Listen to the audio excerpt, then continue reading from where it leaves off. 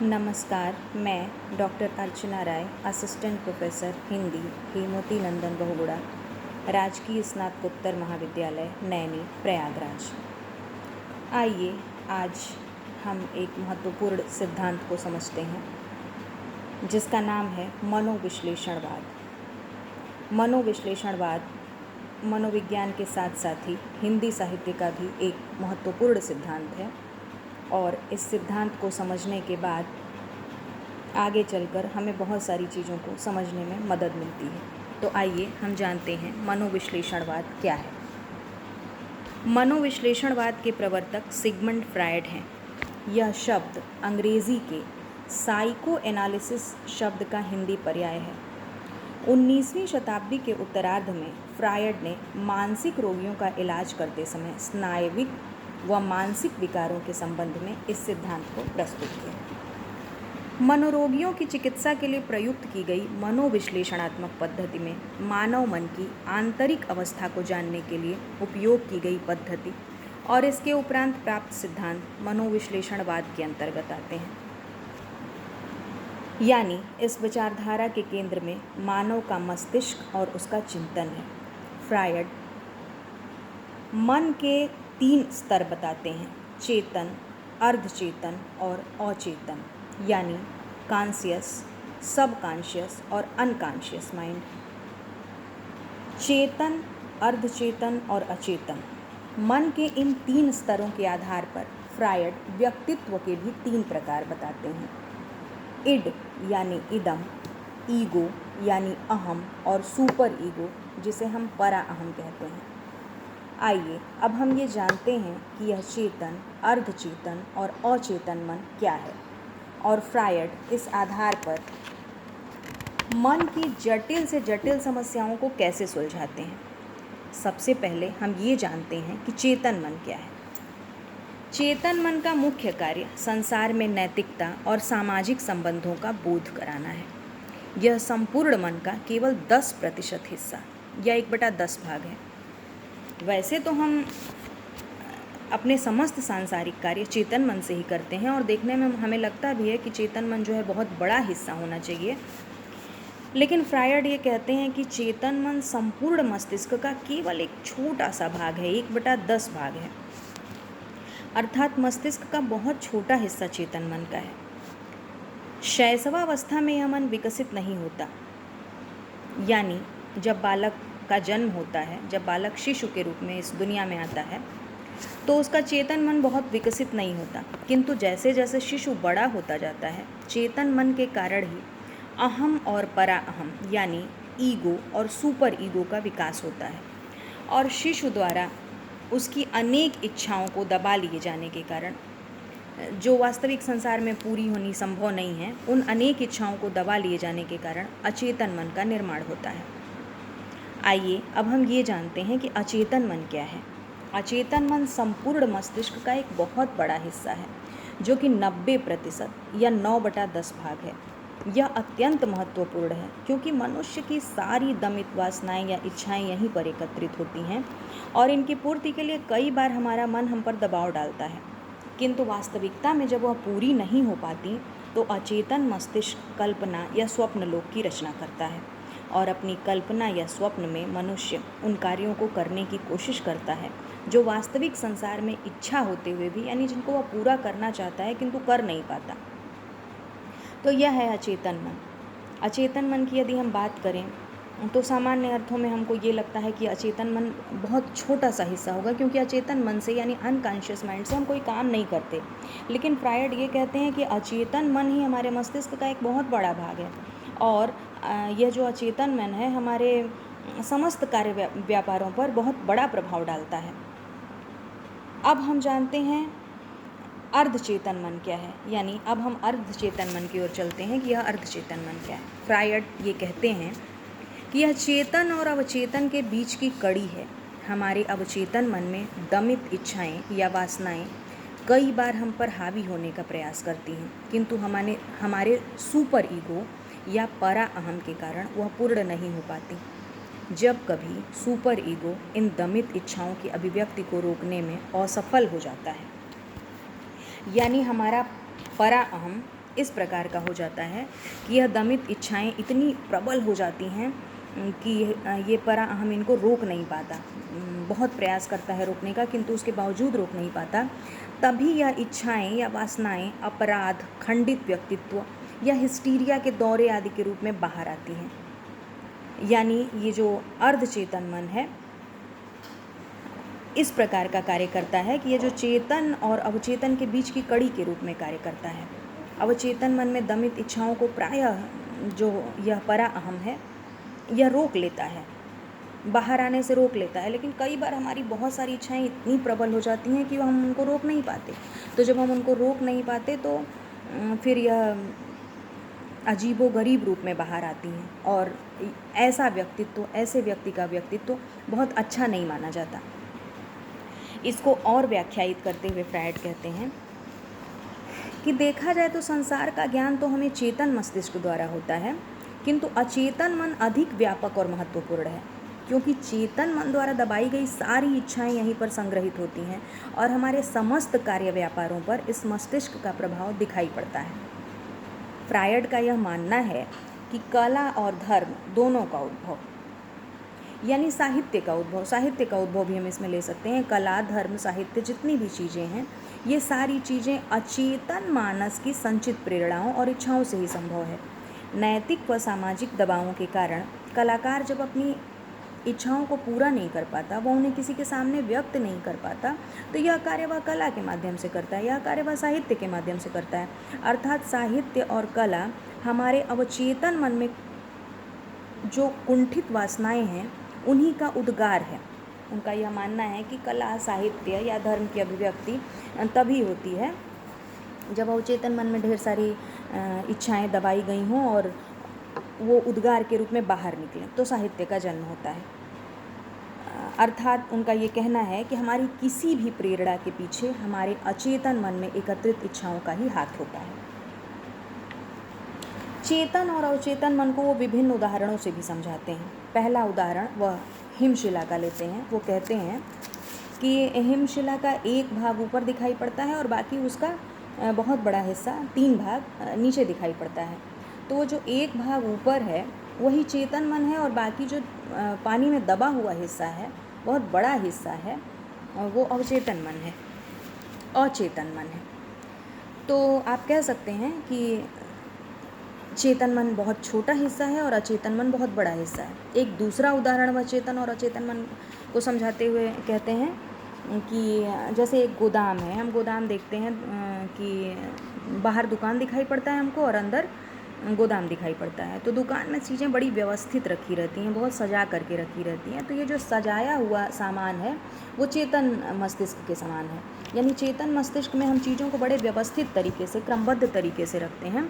लेकिन जब हम गोदाम में जाएंगे उसके, किसी दुकान के, तो हम देखेंगे कि चीज़ें बहुत अस्त व्यस्त तरीके से, अव्यवस्थित तरीके से फेंकी हुई रहती हैं, तितर बितर पड़ी हुई रहती हैं। तो वैसे ही हमारे अवचेतन मन में, अचेतन मन में ढेर सारी इच्छाएँ ऐसी हैं जो अव्यवस्थित, बिना क्रमबद्ध तरीके के पड़ी हुई रहती हैं।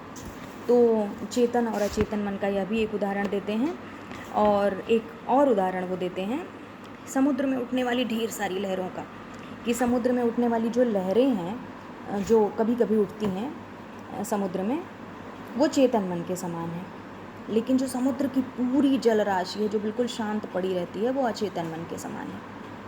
यानी कुल मिलाकर के कहने का मतलब ये है कि चेतन मन जो है बहुत छोटा हिस्सा है और अचेतन मन बहुत बड़ा हिस्सा है हमारे मस्तिष्क का। और अचेतन मन जो है बहुत सारी चीज़ों पर प्रभाव डालता है। अब आइए चेतन, अर्धचेतन और अचेतन मन के बाद हम चलते हैं व्यक्तित्व के 3 प्रकारों पर। मैंने आपको पहले बताया था कि मन के आधार पर फ्रायड ने व्यक्तित्व के भी 3 प्रकार बताए हैं। इड यानी इदम, ईगो यानी अहम और सुपर ईगो यानी परा अहम। इड क्या है? अब वो कहते हैं इड को समझाते हुए, इड यानी इदम को समझाते हुए, कि जब व्यक्ति की शारीरिक इच्छाएं इतनी प्रबल हो जाती हैं, या कुल मिला के आप कह सकते हैं कि जब व्यक्ति की इच्छाएं इतनी प्रबल हो जाती हैं कि वो मानसिक स्तर द्वारा नियंत्रित नहीं हो पाती हैं, जब व्यक्ति बिना किसी बाधा या इंतजार के सुख की प्राप्ति करना चाहता है, वो चाहता है कि जो उसको प्राप्त करना है वो तुरंत वो प्राप्त कर ले, उसमें कोई बाधा या समस्या ना आड़े आए, तो ऐसे व्यक्तित्व में ईड की अधिकता रहती है। शैशवावस्था में फ्रायड केवल ईड की उपस्थिति को ही स्वीकार करते हैं। शैशवावस्था में दमित कामवृत्ति यानी लिबिडो मनुष्य के समस्त कार्यों में अप्रत्यक्ष रूप से विद्यमान रहती है, जिसे फ्रायड मनुष्य के जीवन की प्रमुख प्रेरक शक्ति मानते हैं। आगे वो बताते हैं कि जैसे जैसे शिशु बड़ा होता है, बालक के रूप में उसका विकास होता है, तो धीरे धीरे उसे सामाजिक संबंधों का ज्ञान होता है और सामाजिक, नैतिक व विभिन्न प्रकार के दबावों के कारण उसके व्यक्तित्व में अहम यानी ईगो और परा अहम यानी सुपर ईगो का विकास होने लगता है और उसकी स्वाभाविक काम इच्छाओं का दमन हो जाता है। और जो लोग अपनी इन वासनाओं या भावनाओं को दबा नहीं पाते, वही लोग बड़े होने पर आपराधिक प्रवृत्ति के लोग होते हैं। दूसरे नंबर पे आइए, अब हम चलते हैं ईगो यानी अहम की ओर। यह क्या है? यह व्यक्ति की शारीरिक इच्छाओं और मानसिक इच्छाओं के बीच में संतुलन बनाने का काम करता है। यानी ईगो बहुत इंपॉर्टेंट चीज़ है, अहम बहुत इंपॉर्टेंट चीज़ है। इसको हम नकारात्मक अर्थ में नहीं लेते हैं और इसका अर्थ यहाँ पर यह लिया जाता है कि यह व्यक्ति की जो इच्छाएँ हैं उनके बीच में संतुलन बनाने का कार्य करता है और युवावस्था में यह हमारे अंदर सर्वाधिक पाया जाता है। यह इड यानी इदम और ईगो यानी अहम के इड व सुपर ईगो के बीच की अवस्था है। इदम और परा अहम के बीच की अवस्था है ईगो। तीसरे नंबर पे आइए, अब हम चलते हैं सुपर ईगो यानी परा अहम। परा अहम क्या है? जब व्यक्ति का मानसिक स्तर बहुत प्रबल हो जाए, यानी जब व्यक्ति बौद्धिक हो जाए, समझदार हो जाए बहुत ज़्यादा, जब व्यक्ति का मानसिक स्तर इतना प्रबल हो जाए कि वह प्रत्येक शारीरिक इच्छा को नियंत्रित कर ले, तो इसको हम परा अहम कहते हैं। सुपर ईगो का विकास बहुत देर से होता है।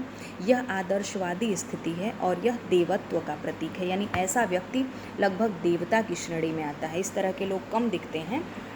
अर्थात जब व्यक्ति में ईड की अधिकता हो तो वह आपराधिक प्रवृत्ति का, ईगो की अधिकता हो तो वह सामान्य मनुष्य जैसा, और सुपर ईगो की अधिकता हो तो वह लगभग देवताओं की श्रेणी में आता है।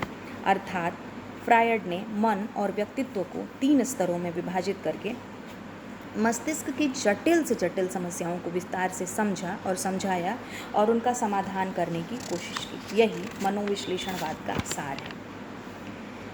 फ्रायड के बाद, यानी मनोविश्लेषणवाद के प्रवर्तक तो फ्रायड हैं, किंतु फ्रायड के बाद मनोविश्लेषणवाद को समझने में अहम भूमिका एडलर और युंग की भी है। तो आइए हम संक्षेप में एडलर और युंग के मनोविश्लेषणवाद को भी समझ लेते हैं कि क्या है एडलर और युंग का मनोविश्लेषणवाद। तो इससे हमको मनोविश्लेषणवाद को और आसानी से समझने में सफलता मिलेगी। एडलर फ्रायड के शिष्य थे और उनके अनुसार प्रत्येक व्यक्ति में अहम स्थापना की स्वाभाविक मूल प्रवृत्ति होती है। यानी एडलर ने यह कहा कि प्रत्येक व्यक्ति जो है अहम की स्थापना करना चाहता है और यही मानसिक जीवन की मुख्य समस्या है। इसका अर्थ क्या है? वो कहते हैं कि मनुष्य एक तरह से देखा जाए तो अपना एक व्यक्तित्व समाज में स्थापित करना चाहता है। मनुष्य अपने सामाजिक, व्यावसायिक और वैवाहिक, मुख्य रूप से इन 3 क्षेत्रों में अहम की स्थापना करना चाहता है। और जब वो देखता है कि यथार्थ जीवन में, यानी वास्तविक जीवन में यह संभव नहीं है, तो यथार्थ से संघर्ष के कारण उसमें हीनता की भावना विकसित हो जाती है। और एडलर के अनुसार मानसिक और स्नायविक रोगों का मूल कारण यही हीनता या कुंठा की भावना है। एडलर कहते हैं कि व्यक्ति जब संसार में आता है, शिशु के रूप में जब उसका जन्म होता है, तो वह बहुत कमज़ोर, महत्वहीन और असहाय रूप में आता है और वह अपनी समस्त आवश्यकताओं की पूर्ति हेतु अपने से बड़े लोगों पर निर्भर होता है। अपने से बड़ों को अपना जीवन अपनी इच्छा अनुसार बिताते देख, यानी वो देखता है कि बड़े लोग तो जो चाहते हैं वो करते हैं, उनको कोई रोकने टोकने वाला नहीं है, उनको कोई रोक नहीं सकता, वो कुछ भी कर सकते हैं। तो जब वो ये देखता है कि बड़े लोग अपना जीवन अपनी इच्छा अनुसार व्यतीत करते हैं, तो उसको ऐसा महसूस होता है कि इनके पास तो बहुत अधिक शक्ति है और ये जो चाहें वो कर सकते हैं। तो फिर इसका परिणाम यह होता है कि शिशु के अंदर बचपन से ही हीनता की भावना घर कर जाती है और इस हीन भावना की पूर्ति हेतु वह अपना स्वयं का व्यक्तित्व समाज में स्थापित करना चाहता है। यानी वह अपना एक स्वयं का व्यक्तित्व स्थापित करना चाहता है, वह अपना एक व्यक्तित्व बनाना चाहता है। लेकिन वो प्रायः इसमें असफल रहता है, क्योंकि वो बच्चा है, बालक भी नहीं बल्कि शिशु है, शैशवावस्था में है। तो इसमें असफल रहने पर वह कल्पना की शरण लेता है और अपनी उन समस्त इच्छाओं की पूर्ति अपने उस काल्पनिक संसार में कर लेता है, जो वो वास्तविक जीवन में नहीं कर पाता। यानी वो कल्पना का एक संसार रचता है और उसमें वो सारी इच्छाएं वो पूरी कर लेता है, अपने बड़े लोगों की तरह व्यवहार कर लेता है, बड़े लोगों की तरह अपनी इच्छाओं को पूरी कर लेता है, जो वास्तविक जीवन में उसको करने नहीं दिया जाता। अब चूँकि प्रत्येक बालक में हीनता की यह भावना भिन्न भिन्न कारणों से आती है, अतः वयस्क होने पर मनुष्य के जीवन के लक्ष्य भी भिन्न भिन्न हुआ करते हैं। यानी यह हीनता की भावना महत्वपूर्ण है। यह हीनता जिस वजह से हमारे अंदर आई होगी, हमारा व्यवहार भी वैसा ही होगा। वयस्क होने पर हम अपने जीवन का वही लक्ष्य तय कर लेते हैं, ऐसा एडलर का कहना है। कुछ व्यक्ति अपने अंदर की हीन भावना के दमन का, तो कुछ व्यक्ति इससे मुक्ति पाने का प्रयास करते हैं, और इसके दमन में यदि व्यक्ति सफल हो जाता है तो उसके अंदर घमंड की भावना उत्पन्न हो जाती है, जो कि कुंठा का रूप माना जाता है। आइए अब हम जानते हैं युंग की ओर, चलते हैं युंग की ओर। फ्रायड और एडलर के बाद युंग तीसरे महत्वपूर्ण मनोविश्लेषणवादी के रूप में सामने आते हैं। फ्रायड ने जहाँ काम और दमित वासनाओं को तथा एडलर ने हीन भावना को महत्वपूर्ण माना, वहीं युंग ने इन दोनों को मिला दिया। यानी युंग काम और हीन भावना दोनों को एक साथ मिलाकर अपने मनोविश्लेषणवादी सिद्धांत का निर्माण करते हैं। क्या कहते हैं युंग फ्रायड के इस मत का विरोध करते हैं कि काम जीवन की प्रमुख प्रेरक शक्ति है। वो काम को और व्यापक अर्थ प्रदान करते हैं और ये कहते हैं कि मनुष्य के सभी व्यवहारों में व्यक्त होने वाली यह शक्ति है। यानी काम मनुष्य के समस्त कार्य व्यापारों में व्यक्त होती है, और उनके अनुसार, यानी युंग के अनुसार, मनुष्य अपने जीवन के मुख्य 3 लक्ष्य तय करता है। यानी जब वो संसार में आता है तो संसार में आने के बाद वो अपने 3 लक्ष्य तय कर लेता है: पुत्र ऐषणा, वित्त ऐषणा और लोक ऐषणा। यानी पुत्र की इच्छा, पुत्र की प्राप्ति की इच्छा, धन की प्राप्ति की इच्छा, और लोक ऐषणा यानी यश प्राप्ति। आप कह सकते हैं कि संसार में आया है तो वो संसार में अपना एक व्यक्तित्व स्थापित कर सके, उसको लोग जान सकें। इन्हीं 3 इच्छाओं की पूर्ति हेतु वह सामाजिक कार्य भी करता है और कला का सृजन भी करता है। कला के माध्यम से वह अपने को अमर बनाना चाहता है। उन्होंने व्यक्तित्व के 2 प्रकार बताए हैं: अंतर्मुखी और बहिर्मुखी। अंतर्मुखी और बहिर्मुखी, यानी अंतर्मुखी क्या है और बहिर्मुखी क्या है। कला के माध्यम से वो इन चीज़ों को करने की कोशिश करता है। अंतर्मुखी एकांत प्रिय, यानी कल्पना लोक में रहने वाला, और बहिर्मुखी समाज के बीच में रहना या सामाजिक कार्य करना। तो व्यक्तित्व के ये 2 प्रकार वो बताते हैं युंग, अंतर्मुखी और बहिर्मुखी। और इसके बाद ये है युंग का मनोविश्लेषणवाद। यानी तीनों मनोविश्लेषणवादियों के सिद्धांत को मैंने आपको समझाया, फ्रायड, एडलर और युंग। उम्मीद है यह मनोविश्लेषणवाद का यह सिद्धांत आपको समझ में आया होगा, और आपको आगे चलकर यदि आप इसको समझ लेते हैं तो आपको आगे चलकर आसानी होगी। तो इस व्याख्यान को आप ध्यान से सुनिएगा। मुझे पूरा भरोसा है कि आपको यह चीज़ें समझ में आएंगी। और तो ये था मनोविश्लेषणवाद का एक महत्वपूर्ण सिद्धांत। और हिंदी साहित्य में मनोविश्लेषणवाद का यह जो सिद्धांत है, इस मनोविश्लेषणवादी सिद्धांत को लेकर के रचे गए साहित्य को मनोविश्लेषणवादी साहित्य हम कहते हैं। तो इस मनोविश्लेषणवादी साहित्य को रचने वाले ढेर सारे साहित्यकार हमें मिलते हैं। आगे हम एक और टॉपिक पे मिलेंगे। तब तक के लिए धन्यवाद।